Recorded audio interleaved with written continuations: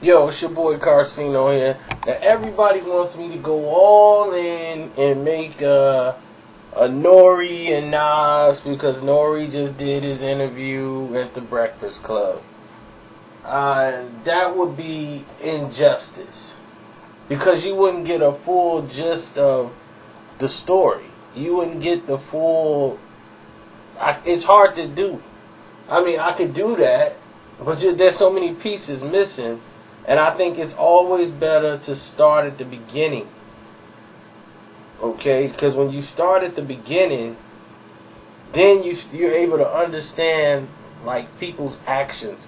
And everybody got alternative motives that no matter what their station or walk in life is, the motives is always there.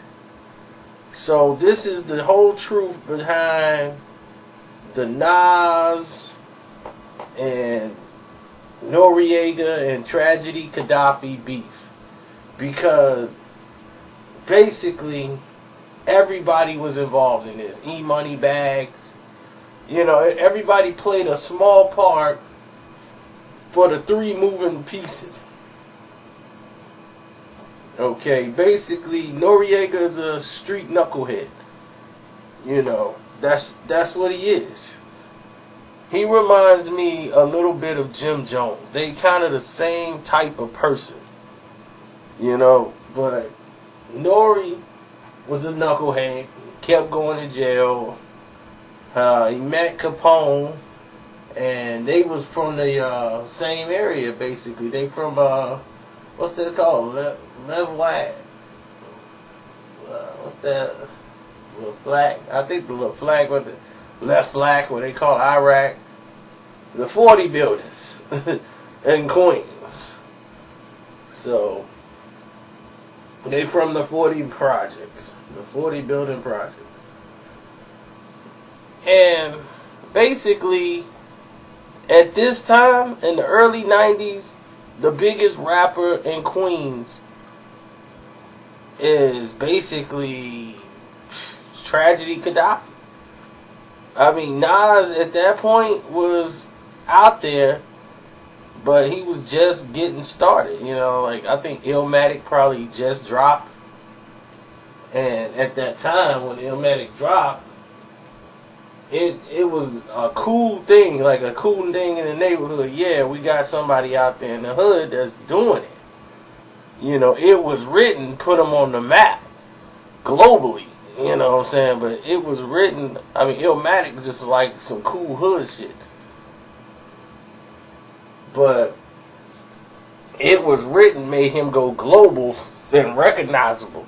To now, everybody's looking at Nas. You know what I'm saying? Like, you gotta get with Nas and you can be successful. He ain't gonna be the dude from the hood. It's really doing something for you. So, Capone knew Tragedy Gaddafi. And when Capone came by and they said, okay, this is my guy, N.O.R.E and all this. They used to go by the studio, and write all the time, and Capone rap, and he liked Capone because Capone had flow. N.O.R.E was just sitting there sponging it in, and it's kind of like paid in full. When you saw Rico get brought into the situation with AZ, this is kind of how it happened. N.O.R.E got brought in to Tragedy. So when he came in there, Tragedy's like, oh, okay, this is what it is, and this is this guy, and what have you. Now, all of that, this and the third, is going on. You got Capone-N-Noreaga. He basically put the group together. Tragedy did. He took Alatola, the beat maker, and put him in and got him straight and got him going. Tragedy did all that. And E-Money Bags was rolling with them at the time, and he was cool with Nas, and Tragedy knew 40 and Nas. So all of a sudden, Nas and Tragedy was cool, but they never really, like said, like we're gonna work together and get down on some stuff. And they always talked about it, but they never got around to really nailing some stuff down. So Nas is getting ready to do this track. He come in, he lay his verse, and they got Tragedy is on CNN. They doing LA. They making noise, but he's putting his name with CNN.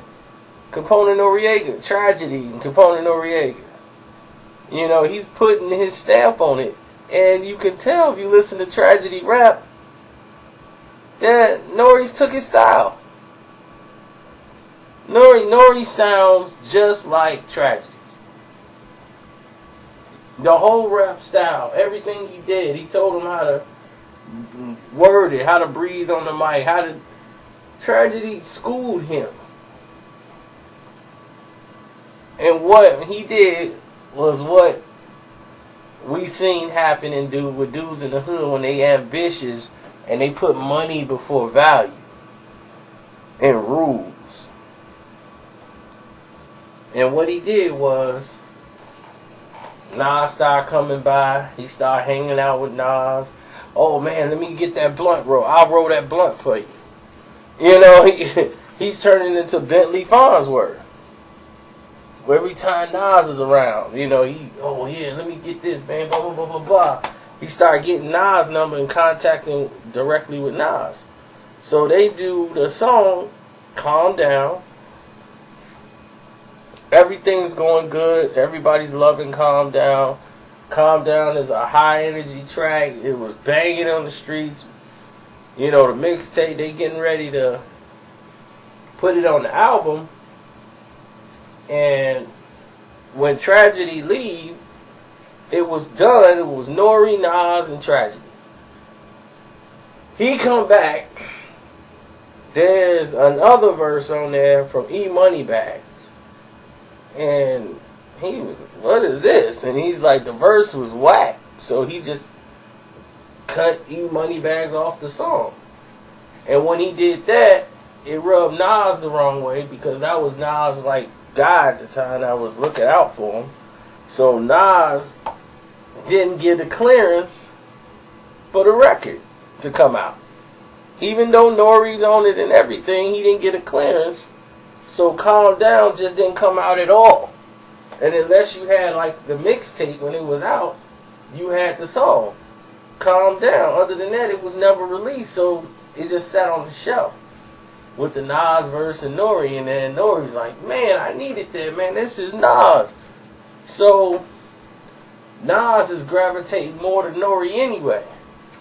Because N.O.R.E's been already playing against Tragedy. He's been already spinning his wheels, talking bad about Tragedy to Nas. And was like, yeah, man, he hates you, Nas. He jealous of you, Nas. Now, this is a guy who came in with Tragedy. You don't know Nas. But his thing is, Tragedy's not at the level Nas is at. Nas is bigger than Tragedy. I need to get close to Nas. So I could start rhyming with him and hanging out with him. They blowing up. They doing things. And Nas love a dude that just gonna kiss his ass. So if you kissing his ass, he ain't gonna tell you oh, okay, don't just stop kissing my ass. He gonna be like, dude rhyme, he kissed my ass. He can roll a blunt. Let me keep him around me. And Tragedy ain't that type of dude. And then he was like, well, basically you sound like Tragedy and you younger. Capone-N-Noreaga is hot. The War Report was hot. So yeah, we gonna roll with y'all. And it was cool. Everybody was a clique. They was tight. Mob was tight with him. But now Tragedy and N.O.R.E got problems because my man's running his mouth. So years down the line, they end up meeting back up. Because because they was getting ready to do the Queensbridge album. And E-Money Bags asked him, like, why you cut me off the verse? Like, what was the problem? He was like, dude, it sucked. And it was like a sigh of relief for E-Money Bags, because he just thought it was like on some hate and stuff. Like, he never had an answer. All that time, they never got an answer for each other. It was just all this animosity and nobody answering nobody. So he finally found out after all these years, like, what happened? Why was my verse cut? It was like, dude, I cut you because the verse was whack. I'm going to tell it to you straight. Dude, it was whack and wasn't good enough to be on the song. And he could respect that. Even though he's a street dude, but he could respect that. He told him, like, that's the reason why. There was no hate. It just, you had to step it up or get better. So, at this point, you have a fighter, not a fighter, what I'm talking about, I'm thinking I'm doing boxing. You got a rapper with Nas' status quo, and every time Tragedy's trying to do something, it seems like Nas is like overshadowing it or blocking it, and then he's putting out all this stuff with N.O.R.E. And then N.O.R.E, he put out a diss track for N.O.R.E because Tragedy, like, how dare you, you know what I'm saying, not show no love back, not do what you supposed to do, and then you over here trying to drive a wedge in between me and Nas. And now you didn't put your alliance with Nas and then cross me out the picture completely. And then you over there hating on me like I did something to you. And then so Tragedy got his song and he's taking shots at N.O.R.E. So N.O.R.E comes back with a diss record. And he said some stuff in the song he probably shouldn't have said. But then it led out to a whole bunch of different songs coming out. And you can tell, like, dude, I made you. Like, you my blood type. Like, you my clone. Like, I made you. You didn't know how to rhyme until you ran into me. So it's like, how could you diss me? So at this point, the Firm album come out. N.O.R.E's all over that. He's out there drinking and partying it up. He's got the Henny. And he's feeling real good. He's in the player mix. The big plans. they finna take off. So the Firm album flops. And it's mostly their fault. Like, they just took the money and run. Like, they got paid a lot up front. Nas and everybody else, they took their big chunks of their money. It just left the young dudes to it. So, and N.O.R.E and all those guys, they couldn't carry the weight. When people bought the album, they felt gypped. Because they thought they was getting Nas, Foxy, and AZ on, like, every song, or at least more than 2 or 3. But that's all they got. So with that going on and struggling, N.O.R.E still doing songs with Nas. Nas kept him busy. Got him on soundtracks, mixtapes. They recording all these songs together. He's going on tour with Nas. Nas had 50 Cent with him. It's like this is the crew he had at the time. And N.O.R.E got into it also with Mobb Deep. It's just something about N.O.R.E's character that a lot of people don't like, and it ends up rubbing people the wrong way, and he ends up in all types of trouble and mess because of it. Now that they buddied and they making all these songs, N.O.Re's starting to see things slow down after Nostradamus. After Uchiwali, they did the reunion album, and it didn't really put him where he needed to be. And he started doing his first album, and it did great.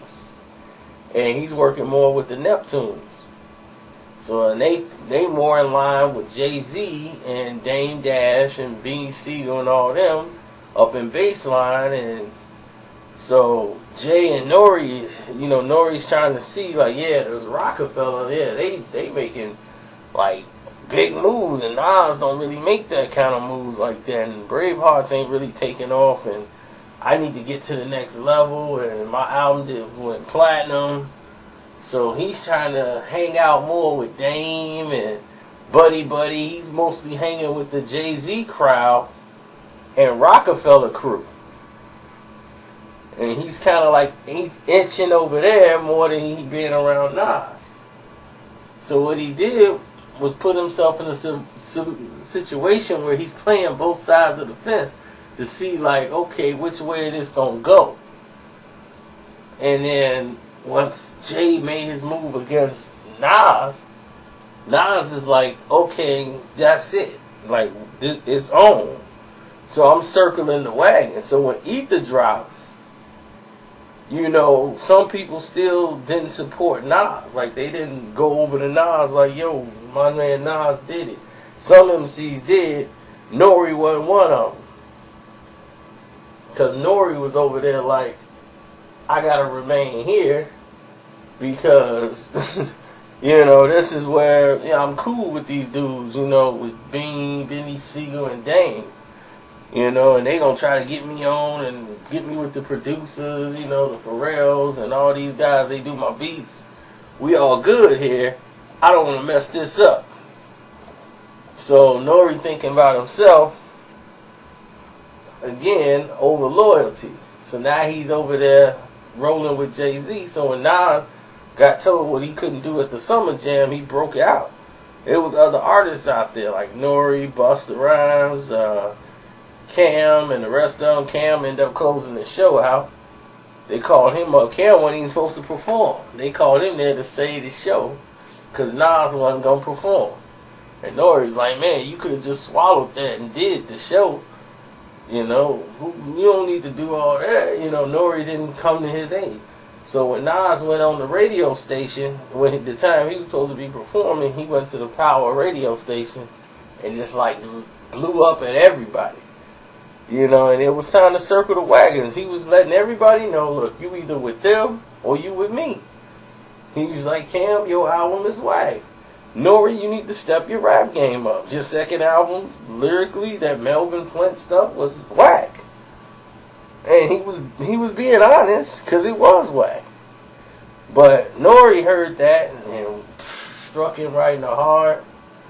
And ever since then, he was mad at Nas because he used that as his engine to be mad at Nas.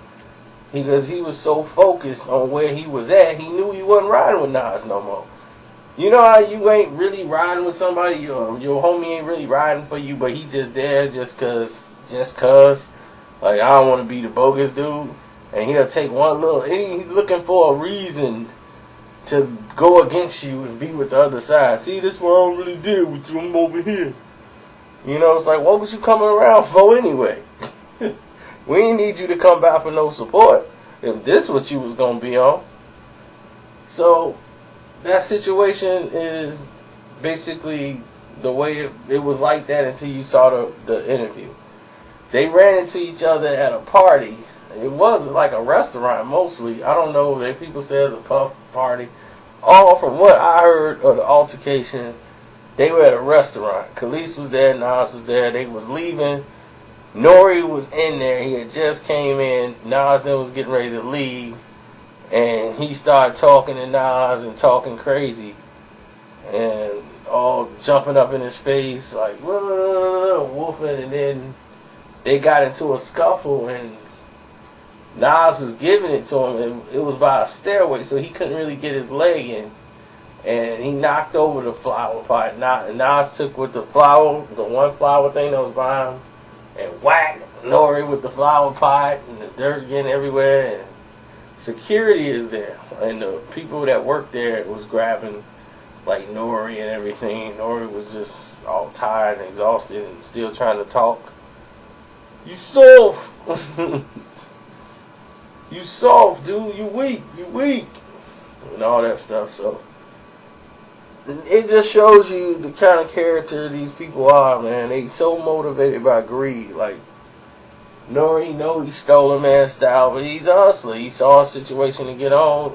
He was just a grimy thug dude who saw a situation where I can get on, I can make some money, and I'ma just hit it. If I stole this dude's style, I'ma steal his style. But look at how he did it. He went to tragedy first. Then he shot with Nas. And then the same reason why Nas don't deal with him is the same reason tragedy don't deal with him. He goes and scoots over to Nas's enemy, Jay-Z, at the time. It's like, how you buddy-buddy with them, then you talking ill about Nas. The same way when you was with Nas, you talking ill about Gaddafi. Gaddafi taught you everything. Gaddafi is the reason you rapping.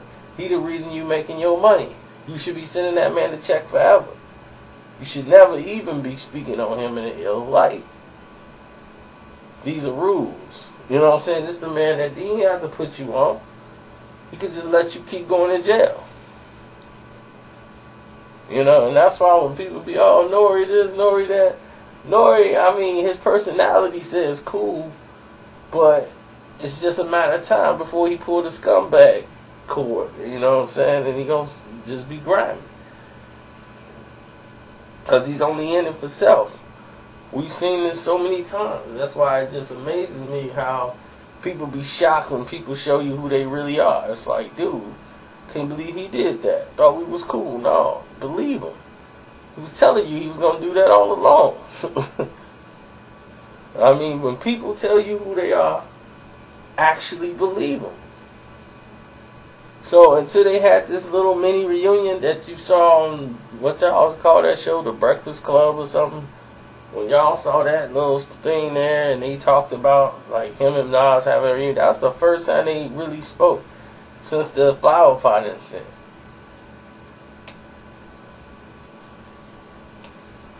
And I'm glad for N.O.R.E. that Nas just say, man, you know what, it was my fault. Because you know what, it really wasn't. He was telling the truth and N.O.R.E. couldn't take it at the time. Plus he just wanted to show his allegiance to Jay now by coming at Nas like, yo, Nas put me on the spot. Even if that guy put you on the spot, you in that with a conversation. You wanted to come back with diss records and all kind of stuff because Nas is the one that put you on. Like on the major scene, taking you on tours and doing all this stuff for you. And then you ain't thought about tragedy through none of that. Like, man, Trash told me how to rhyme. Let me at least give him a bag of cash or do a track with him or produce something for him. You know what I'm saying? And it was just ridiculous. Like, you etched him out as if he didn't do anything for you. And that's wrong, because that's not how you take care of business. But to this day, everything's supposed to be squashed. But this is why I didn't want to touch it, because I really don't want to deal with like a N.O.R.E. story, knowing how he is. And then if you go back and listen to his music and listen to Tragedy music, then you'll start to understand more about N.O.R.E. I'm out.